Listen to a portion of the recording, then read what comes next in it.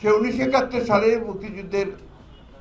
যুদ্ধের মধ্যে দিয়ে অগণিত প্রাণ বিসর্জনের মধ্যে দিয়ে যখন সেই আওয়ামী লীগ যখন সরকারে এসেছে, আসার পরে তারা সেই গণতন্ত্রকে হত্যা করেছে এবং সেই গণতন্ত্রকে হত্যা করার পরে তারা একদলীয় শাসনগত বাকশাল প্রতিষ্ঠান করেছে। সেই ইতিহাসে আমি যেতে চাই না। তারপরে 1975 সালে রাজনৈতিক পট পরিবর্তনের পরে শহীদ প্রেসিডেন্ট জিয়া রহমান, যিনি তখন একজন সেনাবাহিনীর অধিনায়ক ছিলেন, যার ঘোষণার মধ্য দিয়ে 1971 সালে আমরা স্বাধীনতা যুদ্ধ করেছিলাম, তিনি রাষ্ট্র পরিচালনার দায়িত্বে আসার পরে তিনি সেই গণতন্ত্রকে প্রাতিষ্ঠানিক রূপ দেওয়ার কাজ শুরু করেন। একদলীয় শাসন ব্যবস্থা থেকে তিনি বহুদলীয় গণতন্ত্রে আসেন এবং গণতন্ত্রের সুবাতাস বইতে শুরু করেন। তিনি সংবাদ মাধ্যমকে মুক্ত করে দেন, মানুষের যে গণতন্ত্রের অধিকার, মৌলিক অধিকারগুলোকে সেগুলোকে প্রতিষ্ঠা করার কাজ শুরু করেন। তারপরে ধারাবাহিকতা আপনারা জানেন, 1981 সালে গণতন্ত্রের শত্রুরা, দেশের শত্রুরা তাকে নির্মমভাবে হত্যা করার পরে গণতন্ত্র ব্যাহত হয়েছে এবং 1982 সালে আবার একটি সামরিক শাসন জারি হয়েছে এবং সেই দীর্ঘ 9 বছর আমাদের নেত্রী, দেশনেত্রী বেগম খালেদা জিয়া, বিএনপির নেতা, তিনি এই গণতন্ত্র প্রতিষ্ঠার জন্য দীর্ঘ 9 বছর আমাদের ছাত্র নেতা জনতাকে সঙ্গে নিয়ে লড়াই করেছেন, সংগ্রাম করেছেন। তখনও অসংখ্য প্রাণ গেছে, ত্যাগ স্বীকার করতে হয়েছে দিয়ে 1990 সালে আবার একটি ছাত্র গণ অভ্যুত্থানের মধ্য দিয়ে দেশে গণতন্ত্র প্রতিষ্ঠিত হয়েছে। আমি এই কথাগুলো বলছি যে আমাদের আজকের যে প্রেক্ষাপট, এই আলোচনা সভার বা প্রস্তুতি সভার যে প্রেক্ষাপট, এটা কিন্তু সেই গণতন্ত্রকে কেন্দ্র করে। এরপরে আপনারা জানেন যে 2008 সালে, 7 সালে না, 111 অর্থাৎ আরেকটি চক্রান্তের মধ্য দিয়ে গণতন্ত্রকে ধ্বংস করা হয়েছে এবং সেখানে আপনারা জানেন যে দেশনেত্রী এবং খালেদা জিয়াকে গ্রেপ্তার করা হয়েছিল, আমাদের ভারপ্রাপ্ত চেয়ারম্যান তারেক রহমান সাহেবকে গ্রেপ্তার করা হয়েছিল এবং আমাদের অসংখ্য নেতাকর্মীকে সেদিনও গ্রেপ্তার করা হয়েছে। এরপরেও আপনারা একটা সংগ্রামের মধ্য দিয়ে আমরা গণতন্ত্রকে আবার ফিরিয়ে আনার চেষ্টা করেছি। 2007 সালে যে 8 সালে যে নির্বাচন হয়েছে, সেই নির্বাচনে একটা কারচুপির মধ্য দিয়ে আওয়ামী লীগ, যারা গণতন্ত্রকে আগেও ধ্বংস করেছিল, তারা আবার ক্ষমতায় আসে। এই 2008 সালের পর থেকে ধারাবাহিকভাবে জনগণের অধিকারগুলোকে কেড়ে নিয়ে যে শাসন আওয়ামী লীগ চালিয়েছে, সেই শাসনে বাংলাদেশের গণতান্ত্রিক যে প্রতিষ্ঠানগুলো আছে, সমস্ত প্রতিষ্ঠানগুলোকে তারা অত্যন্ত পরিকল্পিতভাবে ধ্বংস করে দিয়েছে। আপনারা জানেন 2012 সালে যে কেয়ারটেকার গভর্নমেন্ট ছিল, এই দেশের জনগণের রাজনৈতিক সংস্কৃতির একটা প্রতিফলন, যে নির্বাচনকালীন সময়ে একটি নিরপেক্ষ সরকার থাকবে, সেটাকেও তারা বাতিল করে নিয়েছিল একতরফাভাবে। এইভাবেই গণতন্ত্রের সমস্ত প্রতিষ্ঠানগুলোকে তারা ধ্বংস করে দিয়ে মূলত একটা একদলীয় শাসন ব্যবস্থা, ফ্যাসিবাদ প্রতিষ্ঠা করে। এর বিরুদ্ধে আমরা দীর্ঘ লড়াই করেছি, সংগ্রাম করেছি। আমাদের প্রায় 800-র মতো নেতাকর্মী তারা গুম হয়ে গিয়েছিলেন, কয়েক হাজার নেতাকর্মী তারা খুন হয়েছেন, নিহত হয়েছেন। আমাদের নেতাকর্মীদের বিরুদ্ধে প্রায় 60 লক্ষ মানুষকে আসামি করে 1.5 লক্ষ মামলা করা হয়েছে। এই দীর্ঘকালীন সময়ে মামলা, আপনার এরপরে নির্যাতন, নিপীড়ন। আমাদের দেশনেত্রী বেগম খালেদা জিয়া, তাকে মিথ্যা মামলার সাজা দিয়ে প্রায় 6 বছর কারাগারে আটক করে রাখা হয়েছিল। এই জনগণের আন্দোলনের মধ্য দিয়ে তিনি মুক্ত হয়েছেন। এই অবস্থার প্রেক্ষিতে এখন একটা নতুন জনগণের ছাত্র জনতার অভ্যুত্থানের মধ্য দিয়ে আবার একটা নতুন সুযোগ সৃষ্টি হয়েছে সেই গণতন্ত্রকে প্রতিষ্ঠিত করবার, গণতন্ত্রকে প্রাতিষ্ঠানিক রূপ দেবার, গণতান্ত্রিক ব্যবস্থাকে চালু করার। এরই প্রেক্ষিতে আজকে যে দিনটি আমাদের সামনে এসেছে, এই দিনটি হচ্ছে আপনার 15 সেপ্টেম্বর, যেটা আন্তর্জাতিক গণতন্ত্র দিবস।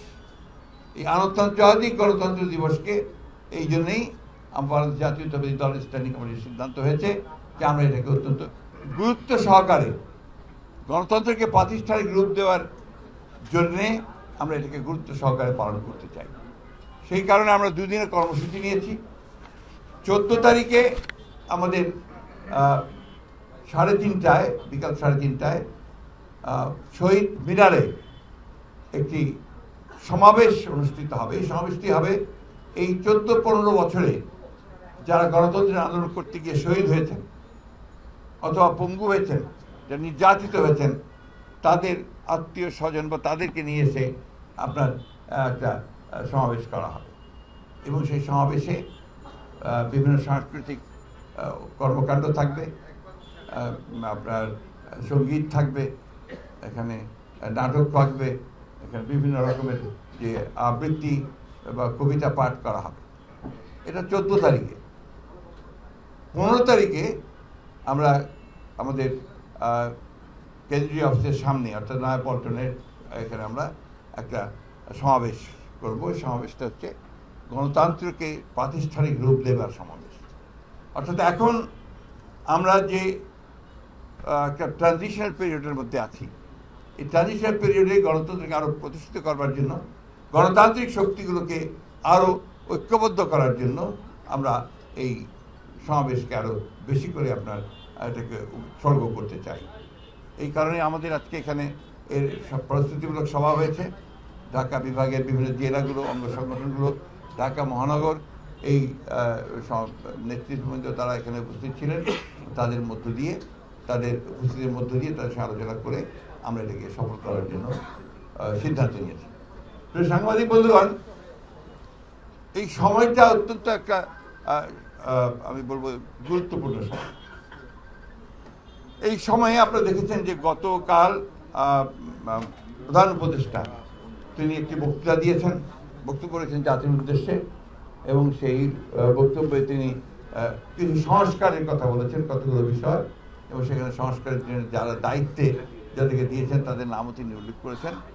এবং তিনি মোটামুটিভাবে তার যে একটা ভিশন এই ইন্টারিম সরকারের, সেই ভিশনটার কথা মোটামুটি যাবে মোটা দাগে তিনি তুলে ধরেছেন। এখানে আমি মনে করি যে আমরা সংস্কারের কথা সবাই বলেছি, সংস্কার প্রয়োজন সেটা আমরা বলেছি, কারণ গণতন্ত্রকে একেবারে ধ্বংস করে ফেলছিল। এবং সেই ক্ষেত্রে অতি দ্রুত যেন এই সংস্কারের কাজগুলো শেষ করা হয়। মূল যে বিষয়টা রয়েছে গণতন্ত্রের জন্যে, যে জনগণের প্রতিনিধিদের শাসন, তাদের পরিচালনা, তাদের শাসন, জনগণের নির্বাচিত পার্লামেন্ট দিয়ে দেশ চলবে, সেই বিষয়টা যেন আপনার অবশ্যই দ্রুততার সঙ্গে আপনার সমাপ্ত হয়, সেটাই আমাদের প্রত্যাশা থাকবে। আমরা এই ইন্টারিম গভর্নমেন্টের সাফল্য কামনা করি, কারণ এই ইন্টারিম গভর্নমেন্ট আন্দোলনের মধ্য দিয়ে এসছে। আমরা আশা করব যে তারা জনগণের আশা আকাঙ্ক্ষার প্রতিফলন তারা ঘটাবে। একটি কথা আমাদের খুব স্পষ্টভাবে বলা প্রয়োজন, গণতন্ত্রের কোনো বিকল্প নেই। গণতন্ত্রই হচ্ছে একমাত্র সিস্টেম, ব্যবস্থা যা জনগণের আশা আকাঙ্ক্ষার প্রতিফলন ঘটাতে পারে। সেই জন্যই গণতান্ত্রিক রাষ্ট্র ব্যবস্থা, গণতান্ত্রিক সহজ ব্যবস্থা, গণতান্ত্রিক প্রতিষ্ঠানগুলোকে তৈরি করা হচ্ছে আমাদের সবচেয়ে বড় গুরুত্বপূর্ণ কাজ। কিন্তু সেই কাজটাও জনগণের অংশীদারত্ব থাকতে হবে। জনগণ কি চায়, জনগণ কীভাবে জিনিসটা দেখতে চায়, সেই বিষয়টা থাকতে হবে। আমরা আশা করব যে বর্তমান যে ইন্টারিম গভর্নমেন্ট আছে তারা সেটা উপলব্ধি করবেন, তাদেরকে যাদেরকে দায়িত্ব দেওয়া আছে তারা তাদের দায়িত্ব অত্যন্ত সুচারুভাবে পালন করবার চেষ্টা করবেন এবং জনগণ যেন উপকৃত হয় সেই প্রত্যাশাই আমাদের থাকবে। আমি বক্তব্য দীর্ঘ করতে চাই না। বিভাগীয় শহরগুলোতে এখানে আরেকটি বিষয় আমার বাদ পড়ে গেছে বলি, আমরা 15 তারিখে বিভাগীয় শহরগুলোতে অর্থাৎ মহানগরগুলোতে সেখানে ওই গণতন্ত্রের সমাবেশ অনুষ্ঠিত হবে, র্যালি হবে। এটা আপনার মনে রাখবেন, এটা আপনার জানাবেন। প্রত্যেকটি বিভাগীয় শহরে, মহানগরে গণতন্ত্রের র্যালি, আন্তর্জাতিক গণতন্ত্র দিবসে র্যালি অনুষ্ঠিত হবে। এটা বিএনপির উদ্যোগে হবে, বিএনপি করবে। আমরা আশা করব যে সমস্ত গণতান্ত্রিক মানুষ, সমস্ত গণতান্ত্রিক দলগুলো এখানে সম্পৃক্ত হবেন। ধন্যবাদ সকলকে। আসসালামু আলাইকুম।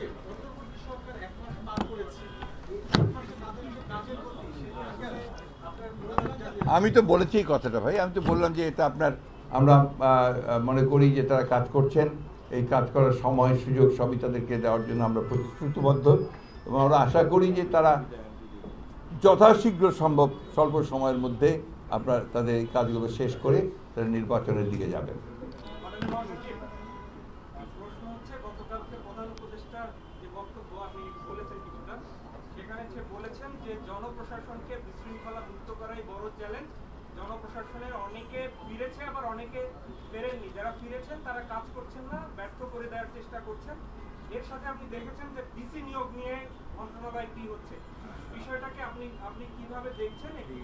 প্রাথমিক পর্যায়ে এই ধরনের কিছু সমস্যা থাকতেই পারে, কারণ এই গভর্নমেন্ট তো আপনার সম্পূর্ণ একটা নতুন গভর্নমেন্ট। এক, দুই নম্বর হচ্ছে প্রশাসনে এতদিন ধরে আওয়ামী লীগ যেটা করেছে, সম্পূর্ণ আপনার রাজনীতিকরণ করতে গিয়ে সমস্ত বেশিরভাগ লোকই তাদের মতাবলম্বী লোককে তারা সেখানে প্রশাসনে প্রমোশন দিয়েছে, পদায়ন করেছে, তাদেরকে দিয়ে কাজ করিয়েছে। ফলে এটা একটু সময় লাগবেই। আপনার পুরোপুরিভাবে আপনার নতুন করে তো এখন এই মুহূর্তে রিক্রুট করে অফিসার নিয়োগ করা সম্ভব না, বাট যা আছে তাদেরকে দিয়ে কাজ করতে হবে, সেটুকু ধৈর্য আমাদের ধরতে হবে।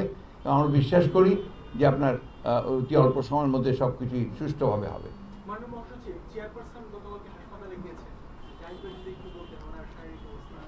আচ্ছা, সেটা উনি বলছেন। আমি আরেকটি কথা বলে শেষ করি। আপনার হচ্ছে যে অত্যন্ত পরিকল্পিতভাবে ছাত্র জনতার যে অভ্যুত্থান, এটাকে নস্যাৎ করে দেওয়ার জন্যে আপনার একটা চক্র কাজ করছে, এবং কারা কাজ করছে সেটা আপনারা জানেন। পতিত ফ্যাসিবাদ হাসিনা বিদেশে ভারতবর্ষে আশ্রয় নিয়েছেন, এবং সেখান থেকে যে অপপ্রচার চালানো হচ্ছে আপনার এই বাংলাদেশ সম্পর্কে, মানুষের সম্পর্কে, এই অপপ্রচারগুলো কখনোই গ্রহণযোগ্য হতে পারে না। বাংলাদেশের মানুষ এটাকে অবশ্যই তারা প্রতিবাদ করছে, এবং এই ধরনের কোনো অপপ্রচারে তারা কান দেবে না, এটা আমরা বিশ্বাস করি। একই সঙ্গে শিল্পক্ষেত্রে আপনার একটা অস্থিরতা সৃষ্টি করার চেষ্টা করা হচ্ছে। আপনাদের মাধ্যমে আমি অনুরোধ জানাবো যে সমগ্র বাংলাদেশের যারা দেশপ্রেমিক মানুষ আছেন, তারা সবাই একযোগে ঐক্যবদ্ধ হয়ে এই ধরনের প্রবণতাকে তারা নস্যাৎ করে দেবেন, এবং তারা প্রতিরোধ গড়ে তুলবেন, যেন কোনো ব্যক্তি কোনোভাবেই বাংলাদেশের অর্জিত যে আপনার সাফল্য সেটাকে বিনষ্ট করতে না পারে। এই কথাগুলোকে খুব গুরুত্ব সহকারে আমাদেরকে নিতে হবে। আমি একই সঙ্গে আমরা সবাইকে অনুরোধ করব যে এই শিল্প কলকারখানাগুলোকে চালু রাখার ক্ষেত্রে আমরা বিশেষ করে বিএনপির নেতাকর্মীরা যে যেখানে আছি, আমরা যেন সর্বাত্মক সহযোগিতা করতে থাকি। গোপালপুরে তারেক রহমান বক্তব্য আমি কোট করছি, উনি বলেছেন যে ক্রেতারা এখনো এই বিজয়কে নস্যাৎ করতে চাচ্ছে, অনেক অনৈতিক কাজ করে সেটি বিএনপির ধারে দিচ্ছে। এই বিষয়ে আপনি কথা বলছেন, অনেক ব্যবস্থাও নিয়েছেন, তারপরও এই যে অনৈতিক কাজ করে বিএনপির ধারে দেওয়ার এই সুযোগটা পাচ্ছে কেন? এটা আপনার খুব স্বাভাবিকভাবেই তো এটা হতে পারে। আপনাকে আমরা প্রথমে বলছি, আপনার একটা অভ্যুত্থান যখন হয়, একটা বিপ্লব যখন হয়, তখন it's not a bed of roses, কুসুমাস্তীর্ণ নয়। এই অর্ডসগুলো, সমস্যাগুলো যেগুলো আছে সেগুলোকে পেরিয়ে কাজ করতে হয়। ওইটুকু ধৈর্য তো আমাদেরকে ধরতেই হবে, এবং মানুষকে সেটা কোঅপারেট করতে হবে, সহযোগিতা করতে হবে। আমি মনে করি যে এখন আমাদের একমাত্র কাজ হচ্ছে ঐক্যকে অটুট রাখা, এবং নিজেদেরকে ধৈর্যশীল হওয়া, এবং একেবারেই এই ধরনের কর্মকাণ্ড যেন কেউ করতে না পারে তার জন্য প্রতিরোধ সৃষ্টি করা। ধন্যবাদ।